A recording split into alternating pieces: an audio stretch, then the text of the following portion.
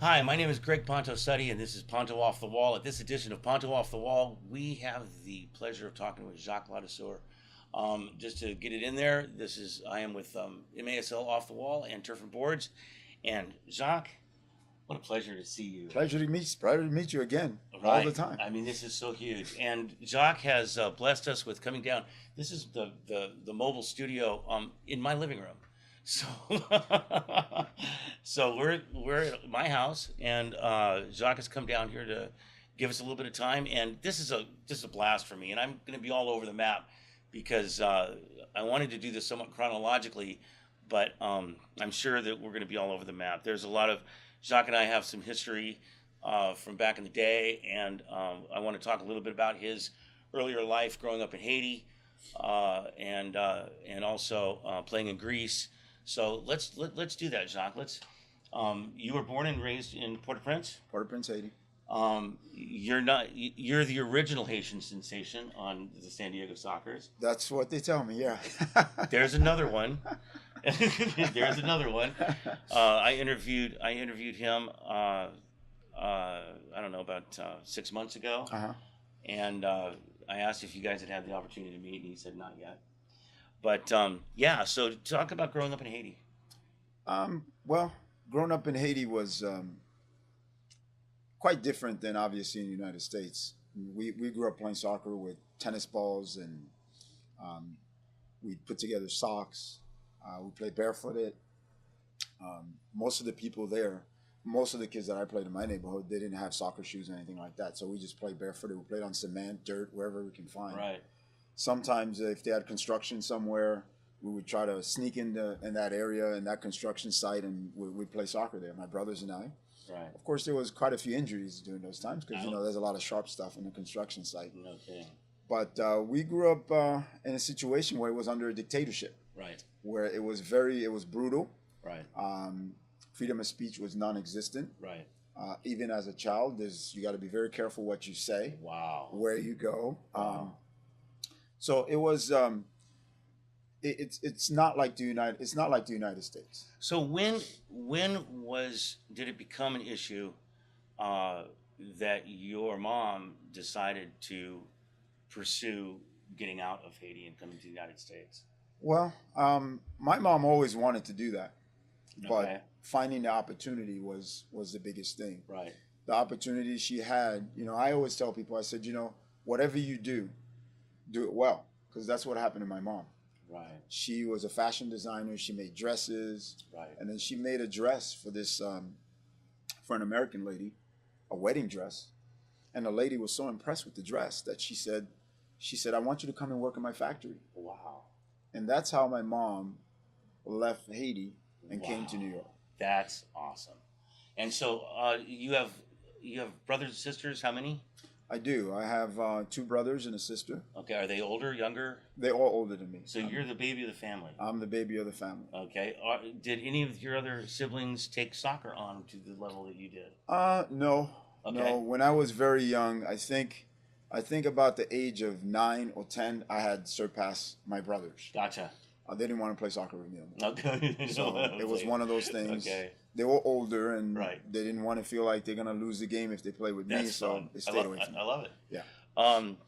So by the time you guys got into New York, how old were you at that point? I was about 11. Came All to right. New York. And so what was the organized soccer situation going on there? There wasn't very much organization in soccer at all. How did you keep the skills up? We played on the street. Okay. We played soccer wherever we can. Just pickup games. Just pick up game. We got together in the park. At some point, I think it was a year later when I got there, there was a guy named Carmelo. He was my first coach. He was going around the neighborhood knocking on doors and asking families, do you have a little boy that wants to play soccer? Awesome. And that's how I met Carmelo. Wow. And he was my first coach. He put together a young boys team, and we would practice, and we didn't have anywhere to play. He would eventually find games here and there with other kids and put them together.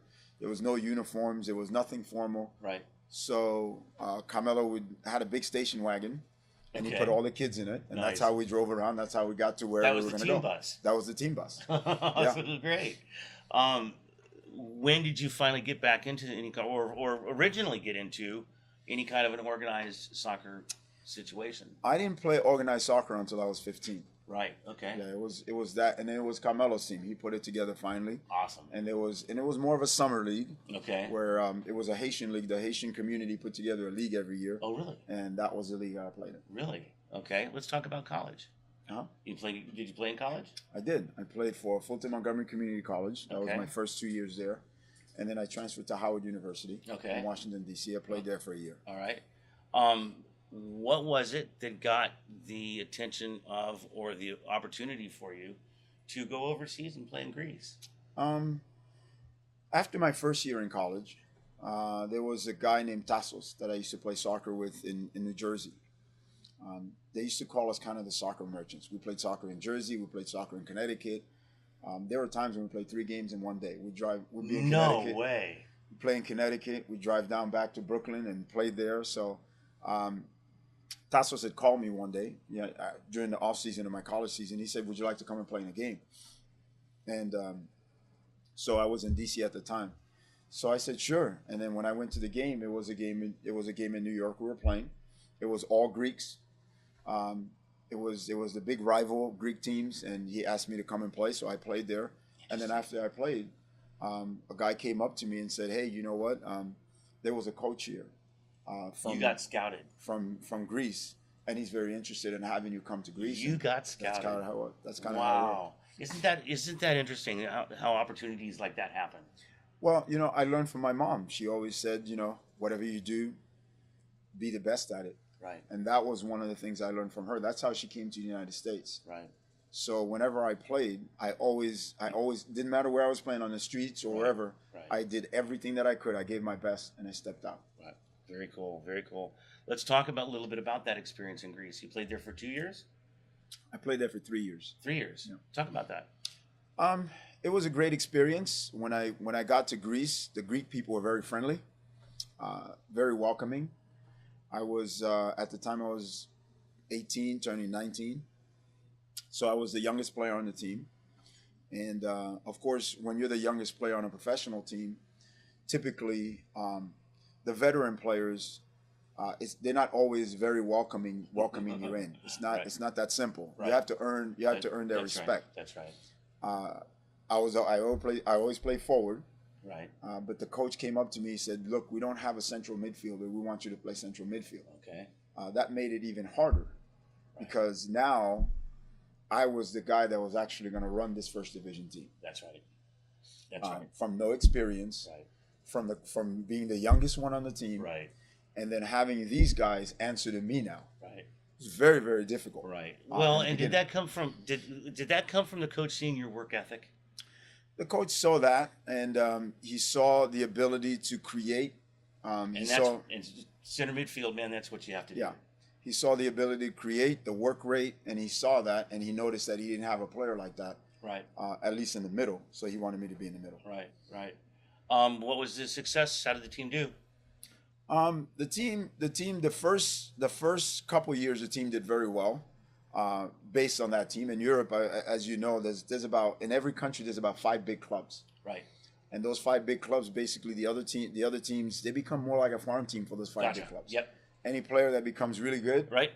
They get a good contract, and they away get a they good go. contract. They spend a lot of money on him, and then away he goes. Away they go. So these little teams, these young, smaller teams, are always building. There's a lot of attrition. Yeah. So the first 2 years was very good. We finished probably like 6 in the league out of 18 teams, which was great. Sure. So 6, 7 right there. Everybody was very happy. If you can finish on the top 5, obviously you get to play in Europe. Right. You get to play in the Champions League, UEFA, the UEFA League or Right. the Champions League. Right. But that was very successful for the team. The third year was very difficult. Right. The team had a lot of injuries. I had an injury. We had another Portuguese guy who was one of the top players on our team. He was injured for most of the year. So it was very difficult. The team started losing games. It was hard sitting out there watching the team lose games, That's rough. go all the way to the bottom. Wow. So that was very, very difficult. Did that have anything to do with you deciding to come back to the United States? Well, after my injury, when I was What recovering, kind of an injury was it? I had a knee injury. Okay. So I had surgery. I was out for about 6 months. Once I recovered, I had an option in my contract. either to stay in Greece or go somewhere else. The challenge was in with FIFA, you have to access that option at a certain date. Absolutely. So I was in Germany recovering. I trained with some teams in Germany. There was some teams in First Division that was very interested in me coming over. Right. But the Greek team would not release my contract. Okay. So I was kind of in a situation. That's not an unusual story. That happens to a lot of guys. Yeah. I was kind of in a situation where I couldn't go to Germany and they wouldn't release the contract. So, and then the date had passed for me to move on because at that time you had to access the option. Right. So that's kind of what happened there. And the organization was, there was a lot of sketchy things going on with the organization. I didn't want to stay there any longer, for sure. Gotcha. And you came to the United States with any plans in place? No, I didn't. I came to the U.S., didn't know what was going on. I hadn't been in this country for quite a while. I wasn't sure, but then right as I stepped into the U.S., I got a phone call from the U.S. national team asking me to come and play on the U.S. national team. Right. And that was 84? Yeah, 84, 85. Okay. Talk about that. You got 10 caps? Yeah, got about 10 caps on the national team. We traveled to different places, played in Mexico, Guatemala. Was that qualifying? For the 86. For the 86. Okay, we played a lot of friendlies. Right. The qualifying games were, for the 86 World Cup. What was your experience with the national team? How did that go? How did you drop some names? Who was on the team with you? Ricky Davis was on the team. Hugo Perez, Kevin Crowe, we were on the team together. Chance Fry, Paul Caligiuri. Right. Everybody knows Paul. Yeah. There was another guy named Boris. He was a goalkeeper. So talk about getting to the San Diego Sockers. How did that happen? I was playing on the national team. We were playing in a tournament in Los Angeles. This was my first experience in California. We were playing at the Coliseum. We were playing against, we played Guatemala. I think there was several, El Salvador was there. So it's several teams that was there. It was just a friendly tournament. And Ron Newman was there. He came, he was looking for players, and he came and he saw me, and that's kind of how I came to the San Diego Sockers. So Ron Newman and this is 1985 or 84 going into the 85 season. Right. So Ron Newman is scouting for himself. No kidding. He was that guy. Yeah, he was there. He was there. That's fun. And so you come into the team. Talk about this transition with this indoor game. It was a big transition. It was a big transition for me. Now I played indoor before. That wasn't new to me. Okay. Or in New York, we played indoors all the time. Okay. The transition to the board, the size of the field, the pace of the game, was a little different. But it was suited for me. It took a while for me to figure that out, but it was suited for me for speed and the way I played, the creativity that I played. So it was pretty suited for me. So one of the things that always impressed me about that early Sockers team was that, with the exception of Ron, there was a lot of attrition. I mean, you had players that were there for 4 or 5 years, maybe even more, but from start to finish, it was a different team. Yeah. I mean, there was a turnaround to where by the time that streak ended, it wasn't the same team. There was nobody there. No. From the earlier years. With your personal experience, it's hard to remember. There's no doubt about it. It's hard to remember. The one thing I remember, they were telling me when George Fernandez was there, that George Fernandez was playing in I think 300 games or something like that in a row. Oh wow, okay. And I wasn't aware of what was going on for myself personally, and they told me that I had played in 300 games in a row almost. Okay. So, and I wasn't paying attention to. You're not counting. You're not keeping score. No, I wasn't paying attention. I had no idea. But when you think about 300 games and you think about all the events that happen during that, it's very difficult to reflect. You can get pieces here and there, remembering this. Oh, I remember this. Right. In fact, the funny thing is, I was way back after I was done playing, I was working on this move, doing this move and pickup games and stuff like that. And I thought, man, I had this was my move. This was new. Yeah. And then one day I put on a video, and I was watching the video, and I saw Bronco do this move on the video, and I could not recollect it. I mean, it was like he said, "That's the same move I just did." but Bronco had done it. I don't know how many years prior to that. So, Oh, that's crazy. yeah. Talk about some of the guys that were on the team with you. The Sockers was a collection of incredible players. Yeah, all the way through. I think including yourself. A lot of people don't realize that. What the difference is between now and then is everybody came from a professional team, usually from a first division team. Right.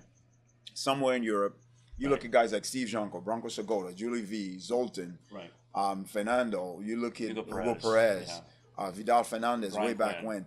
All these guys came from incredible teams. They were already professionals in their right. They were already there. That's right. And seasoned professional. I'm not talking about guys who just came in the league. These guys were like 4 or 5 years into their careers.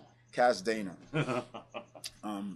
All those guys that were already there. That's right. Kaz was voted, the third best player in the world in the World Cup in the 74 World Cup. Right. So it's pretty amazing. Kaz Dana is probably still one of the biggest heroes in Poland. In Poland, of course. Yeah. Poland has never had a player like that since then. Right. Lewandowski, it's pretty close. Sure. He's done some great things, but right. When you play with Kaz Dana, you really start to understand the finesse of the game, how he plays. That's right. How everything is calculated, very detailed. Right. Nothing is done by accident. So how do you make that connection? You said the difference between then and now. So talk about what it is now then. Well, now it's different. The players are not coming from professional teams. The players are just getting started. Right. The players are fairly new. Right.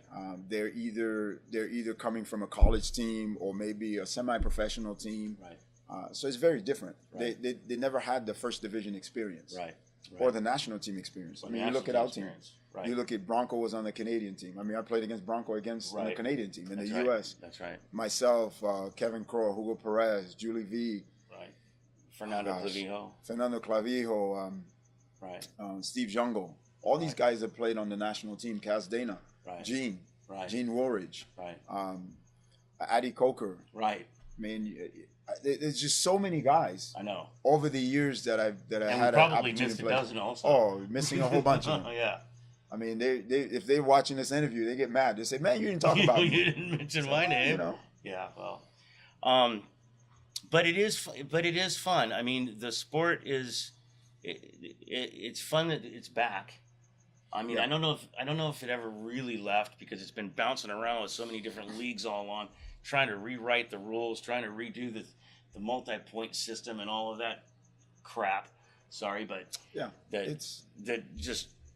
trying to make a new, reinvent the mousetrap. Yeah, here, what you're starting to see in the United States is getting very confusing for the leagues. No kidding. If you look at youth soccer itself, nobody really understands or knows what the highest level is. They really don't. They're playing in a youth system. Right. And there's all kinds of stuff. There's academy teams, there's this team, there's that team. Even at the professional level, you have confusing. USL, you have NASL. Very confusing. Yeah, it really is confusing. Any solutions? Well, the solution is minutely starting. Minutely starting because the professional teams are starting to build youth teams. Gotcha. So they're starting from 8, 9s, and they're going all the way up. Right. The kids that are playing on those teams, they have something to look up to. Right. They can say, hey, there's a professional game. Right. Like I have a kid that I trained, and he's playing for Dallas now. Right. He's playing on the Dallas club. He's not a professional yet, but he says, hey, look, they give us tickets to go to the games. Right. So we get to see the players. We get to see how the club works. Right. So that's the way it should be. Yep, I agree. But in the United States, it's never going to be like that. Because you have a whole bunch of... The only culture that's like that is baseball. Yeah, it's not... the only American culture that's like that is baseball. Yeah. And, there's... You can look... Some people sort of try to look at the USL or the NASL, today's NASL, as kind of a feeding... It's not. But it's not. It's not. Because players are getting there and they go no further. Well, that's right. And then what's happening to MLS now... Right. The MLS are going to other countries now and grabbing younger and younger players, which means that the American players aren't going to have very, very small window of getting in. That's what the original NASL did too. Yeah. Only not getting the younger players, they wouldn't got the superstars. Right. In a lot of cases. Well, they're in a hurry. They've In a got to hurry make things work fast. Right. So Right. they'll go there and Right. they'll get players that are 20 years old. Now, years ago, the NASL would not do that. They would get superstars that were aging. Right, And then right, the younger right. They crowd bring would it- be Americans. Right, bring it, right, right. But now it's completely reversed. Now Interesting. they go to Brazil, they go to South Interesting. America. They bring in Interesting. guys who are 20. I think they brought, I was reading something about they brought like 25 or 28 players last year that were like 20, 21, 22 from other countries. So what do you think about the MASL and what it's doing, what it's been doing? The merge a couple of years ago between the PASL and the MISL, bringing that together. Of course, this is MISL 3. It's not the same MISL. The indoor game has just been spinning and spinning and spinning. And my personal attitude has been that it's a sport that doesn't even have a sense of its own identity. No, because it's too many of them. What I see is the best way I could do it if I drew some circles for you. Okay. If I drew some circles for you on a board and I said, okay, this right here is the collegiate game. Okay. This right here is the MLS. Okay. This right here is all the clubs. This right here is all the recreational leagues. Okay. And then this other league right here is the indoor league. This is Okay. another indoor league. This is another league. This is another league. Right. And this is the federation, by the way. Oh, that's right. Okay? So you have all those people going around in a circle. Nothing is connected. Right. Nobody really cares about what other people do Right. because they're all doing their own thing. Right. Where in other countries it's completely different. Right. I mean, there's a path. The A professional direct clubs. path, and you know where you are in Right. that path. Right. When you're there, you know you're there. Exactly. You know where you came from. Right. You know what the next step is. Right. And what you need to do to get there. Exactly. Right. And right now, that's not the case. Right. People are completely confused. Parents Right. don't know which way to go. They have no idea. The kids are not sure where to go. Right. Where's the highest level? Where is Right. it here and there? So it's very, very confusing right now. Right. But now you spent most of your professional career playing indoor soccer. Mm-hmm. You played with the Sockers. You took a break and went up to San Jose for a season. Yeah, not for a whole season. I guest played for them. I was on loan with them for a little while. Okay. Yeah. And then you finished up with the Chicago Power. I did something with them too. It was more of a loan thing that we did there. Okay. Nothing. That was kind of off season with the San Diego Sockers, basically. Okay. But now I want to talk about a little bit of our past experience. And I mean, it's one of those kind of things that two sides of any situation has its own take on that particular event. Right. Okay. So, and I don't know which of these happened first. Doesn't really matter, does it? Doesn't really matter, does it? But one experience that we talked about a little bit earlier, San Diego had come to St. Louis, and I was in St. Louis. At this time, and for a number of years, what I was doing, because I was working for one of the major airlines, I was in San Diego with my season tickets for for most of the home games. And then when the Sockers were on the road, I would find out what hotel, I'd call your wife, and find out what hotel you were staying in, what you guys were staying in. She'd throw it out there, you let me know. And she told me where you guys were. I would fly to that city, get the courtesy van to that hotel, and then just hang. One of the things that I think what we see in our society today that really needs to be covered, it's a lot of children growing up without fathers. Absolutely. That's a huge issue. And what's even worse than that is that the society doesn't seem to care that they're growing up without fathers. No. And it's bad enough that the fact is what it is. Yep. But it's multiplied like crazy because society seems to be fine with it. Yeah, they do seem to be fine with it, and it's a key issue on a lot of the things that we struggle with.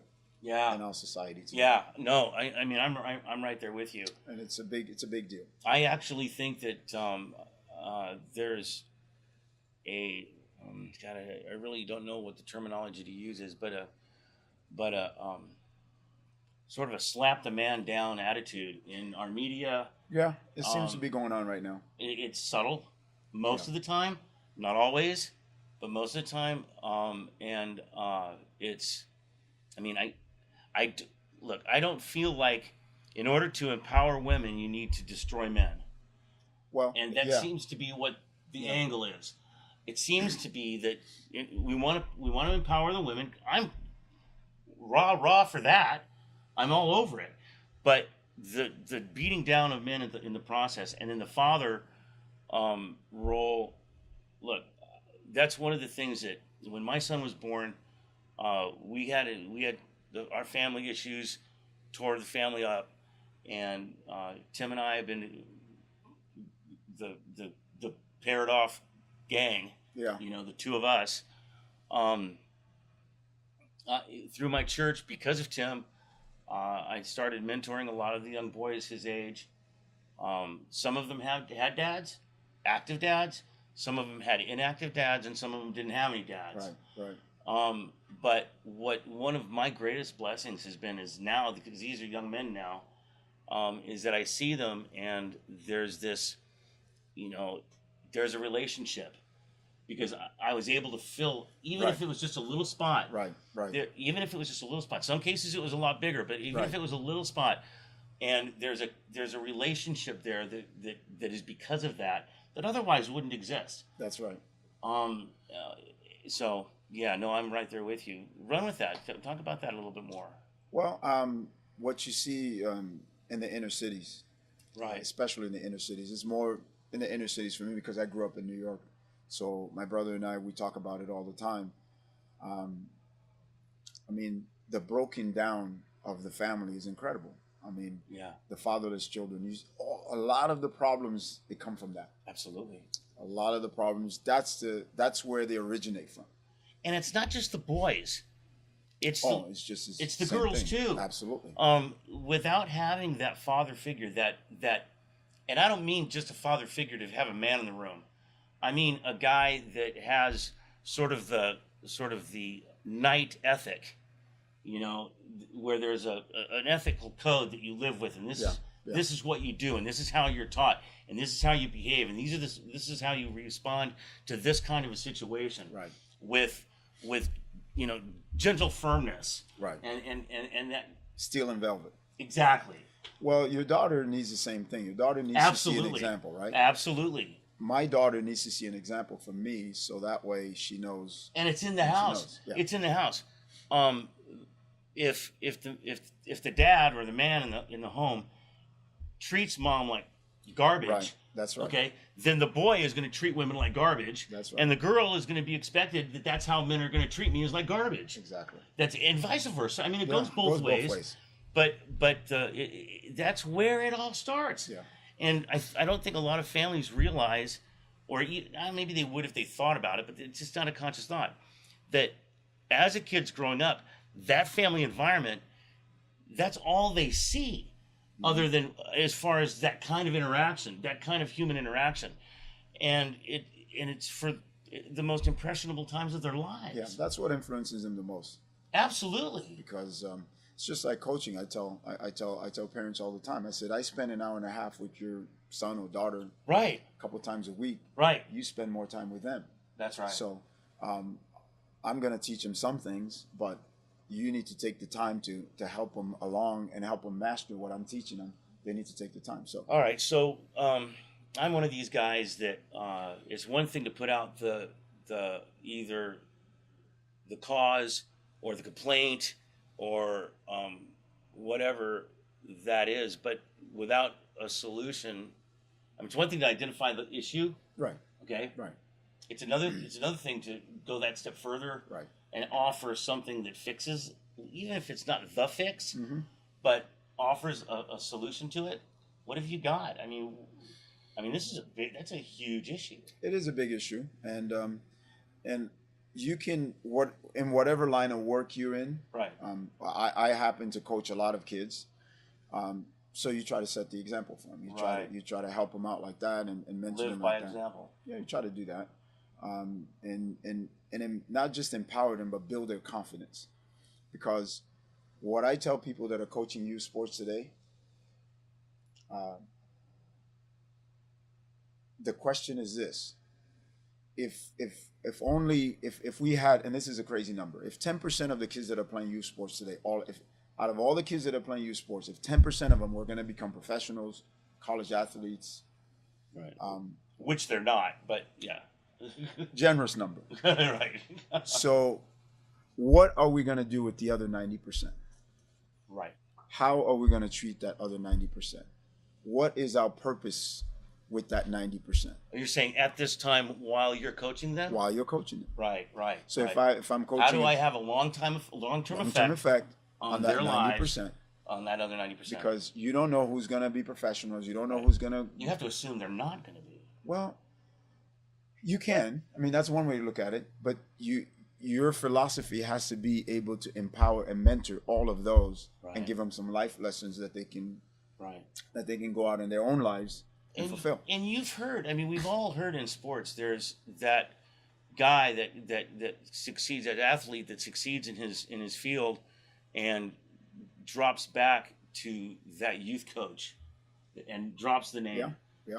That youth coach that really made a difference in my life. Right. And but more impressive to me is the young person or the younger person just coming in, finding that first success in life as an adult, who isn't in athletics, right? Who drops down to that coach, right? That's what really impresses me. That's exactly right. You know, because they took in youth sports and they didn't stay in sports for whatever the reason is. Right. And it was still that youth coach that made that impression on them. Yeah, because everybody who's when I was growing up playing sports, and this is the way it is, and a lot of coaches really need to know this. When I was growing up playing sports, the people that played that sport were really good at it. Right. The people that weren't good, if you showed up on the street or you're trying to play, they just tell you, hey, move over. Right. You're not that good, go away. Right. That's kind of the way it was. Right. So the guys that were good played together. Right. So you had kind of more of an elite group playing together. Sure. Today everybody plays sports. Right. So it's not the same. You have people that are not so athletic. They're playing youth sports. They want to do it for fun. So as a coach, you have to pay attention to that. That's right. And you have to learn how to treat that. You can't treat it like, okay, everybody here is going to be professional or everybody here is not going to be. Gotcha. So you got to... Okay, so there's man, I mean, in my youth, it was athletics that taught me how to win. Right. And it was athletics that taught me how to lose. Right. And that's transferable into the most intimate things of relationship. Yep. Or the most mundane things of, dang, I just got caught running the stop sign. Yeah. You know? Yeah. I mean, just day-to-day life stuff, you know? It teaches you how to bounce back. Because in sports, during a period of a season, you're going to have some ups and you're going to have some major downs. Right. But it happens really quick. It's a short period of time, and it teaches you how to bounce back. So once you learn how to bounce back, then you start to apply that in your life. Right. And right. Of course, your lifespan is a lot longer. Of course. But you've got that, and then you have that confidence to be able to say, hey, you know what? I bounce back here. I can bounce back. Okay, so the self-confidence, huge. Mm-hmm. I mean, maybe the top thing. It is. Okay. Does everybody gets a trophy give confidence? No, it doesn't. I mean, what's up with that? Well, you've got to be able to, people don't need to be lied to. I mean, I know I just lost. Why are you giving me a trophy? Right. And that's exactly I know I just lost. They get it. So they have to, when you're coaching, you have to learn to tell people the truth the way it is. That's how, when they make a mistake, you have to learn how to correct them. Right. You have to say, hey, look, we did it this way. It didn't work. So this is not the right way to do it. Let's do it this way. I went to a softball game. This was a girls' softball game. The players were probably 15, maybe a little younger, maybe 11 or 12. And I went and asked what the score was because there was no score out there. They weren't keeping score. Right. What? I don't even know how to wrap my head around that. Well, yeah. The interesting thing, everybody keeps score everywhere else in life. Absolutely. So, I'm sure that Sally's dad was keeping score on the bench too. They do. The parents that are on the sidelines, they keep score. Even though you don't keep standings, they know who's in first place, they know who's in second place, they know who's in third place, they know where they fit in. Yeah. They're already doing it, so it doesn't really matter. But that's the reality. So when you're doing that, you're not teaching reality. No. And then people will step into life in a non-reality phase. Right. And what's going to happen is that they're going to get hit in the head. Right. Boom. Right. And have no way of rebounding. Well, they They'll don't have the skills. answers. They don't have enough skills. They Yep. don't have the answers. They Yep. don't have the determination to get away from it, to get out of it. Yep. That's So absolutely it's very true. powerful. Yeah. And let's just sort of go full circle on your statement. Fathers have a lot to do with that. Oh, absolutely. Just having a dad doing what dads do, and this isn't, God, people, this isn't anything taking away from women and moms and that kind of thing. That it's not. Well, But they have their roles. I mean, a championship team like the San Diego Sockers, everybody had a very specific role, and they knew what it was, and they knew what it was. and not only that, they were happy in it Of course, because the result happened. because what we were trying to do was to win the championship. That's right. We're not trying to. Everybody gets a ring. Everybody gets whatever comes with the championship. Right. So it didn't really matter what role you played. That's right. But as long as you played a role. That's So right. we both have our roles. They're both critical. We can't just say, oh, okay. You Well, can't- we don't need moms. We don't need. You don't need dads. You don't. It's crazy. But that's what seems to be going on is that we don't need dads. We don't need dads. Well, it's a process that's been going on for many years. If you watch all your television shows, you watch what they do way back when, and it started early, probably late 70s, early 80s. You start to see what's happening in men on TV. So, but there's no. And that's all subliminal. You know, Yeah. it's all a subliminal thing. Daddy knows best, or father knows best, or Leave It to Beaver, or any of those kinds of shows back when I was a kid growing up. That kind of message is not the message. No, we don't get that no more. You can't take either one out of the equation. Right. I mean, it just doesn't work. Yeah. Whoever you take out is a problem, is a challenge, Yeah. because they're both there to teach certain things that are naturally the way they are. Yeah. So if you take one out, it's gone. But no, the fatherless is a big problem. So I just thought I'd cover that. No, I'm glad you did, and clearly it's something that has been on my heart too. Yeah. I mean, it's one of the greatest rewards. Just to sort of say it again, one of the greatest rewards I've had, and I fell into it. I didn't go looking for it. Was as a result of being a dad. I found myself with a lot of young men. Yeah. And my motivation at the time was because there's my son, and I had the opportunity and the capability to do what was being asked. Right. It was a great rewards coming back of that now. I mean, and Jacques, I mean, all these kids not one of them has dropped into the drug culture. Yeah. Not one of them. That's great. Not one of them. I mean, they're not all. They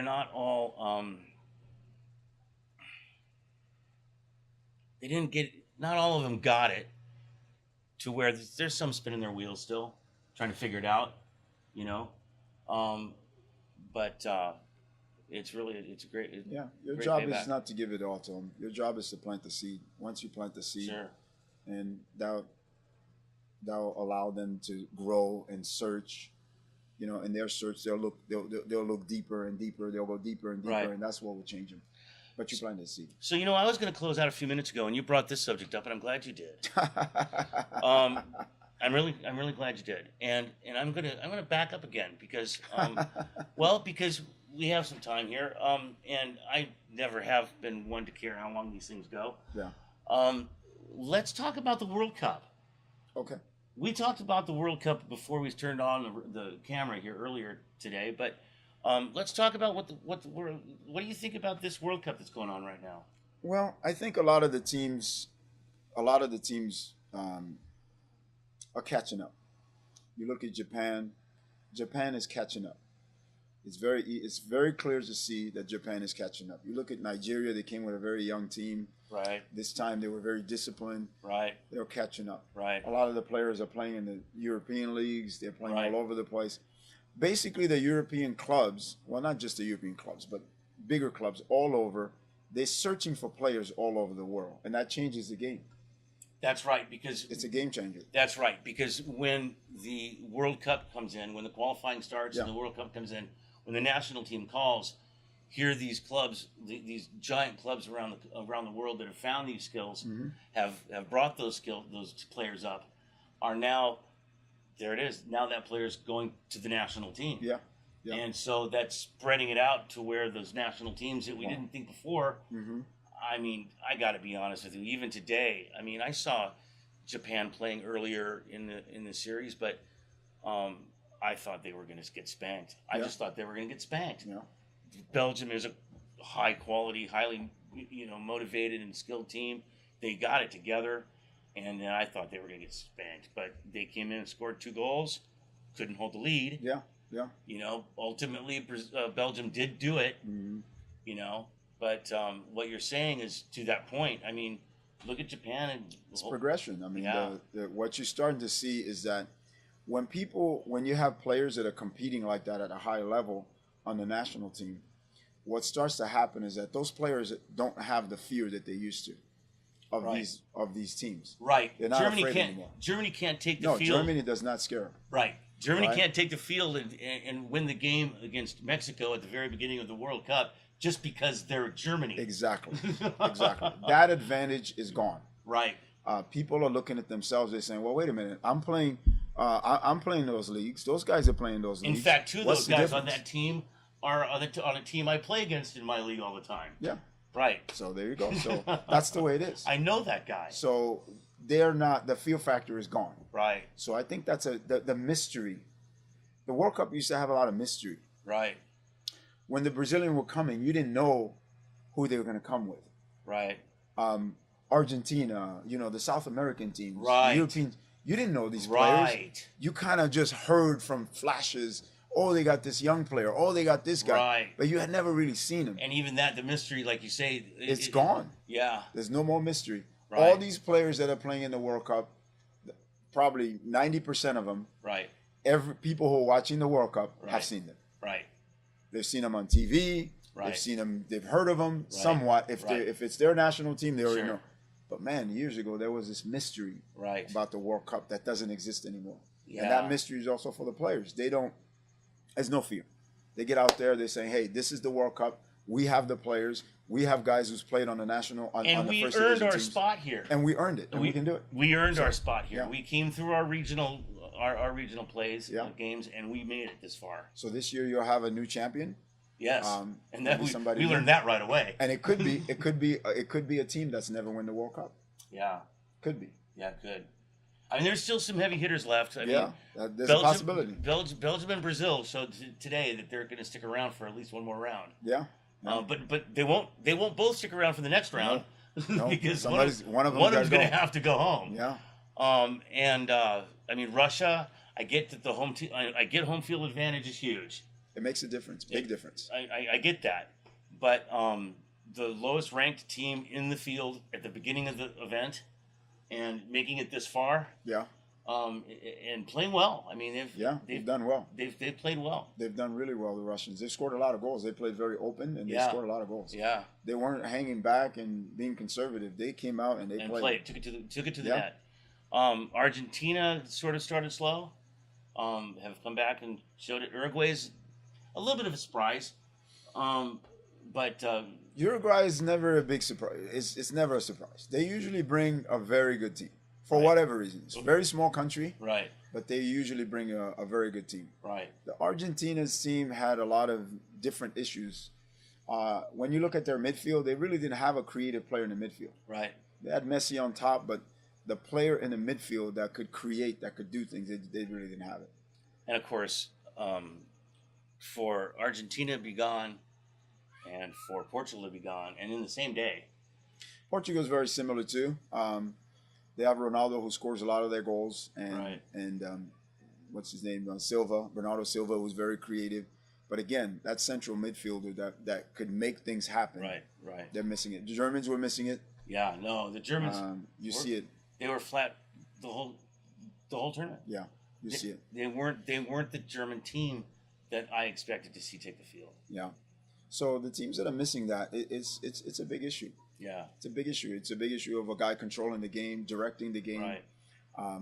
creating opportunities right from the middle. Right. What you see now, you see a lot of people creating opportunities from the side, but Right. there's only a few teams that are actually creating opportunities from the middle.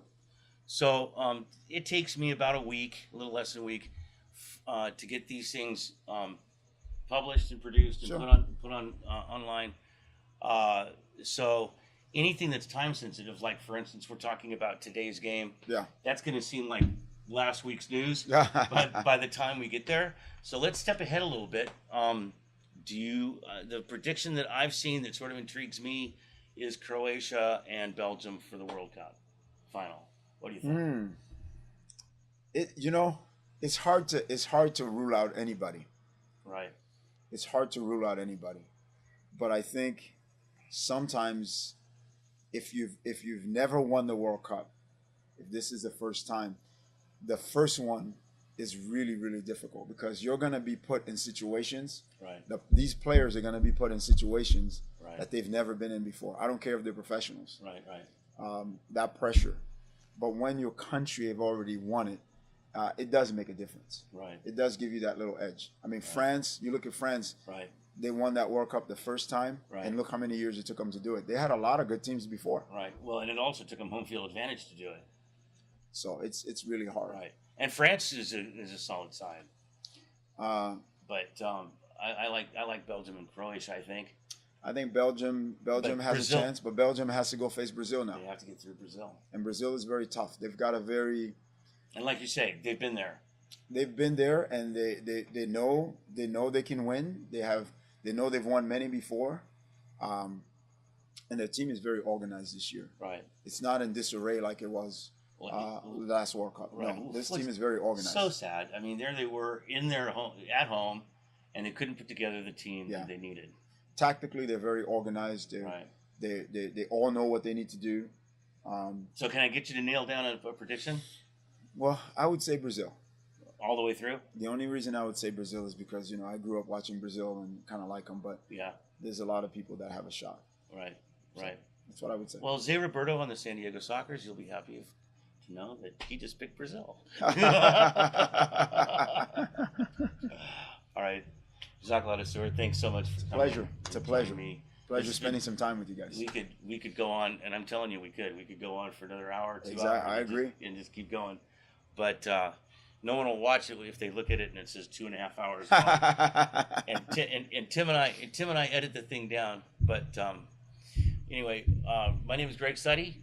Thank you very much for watching.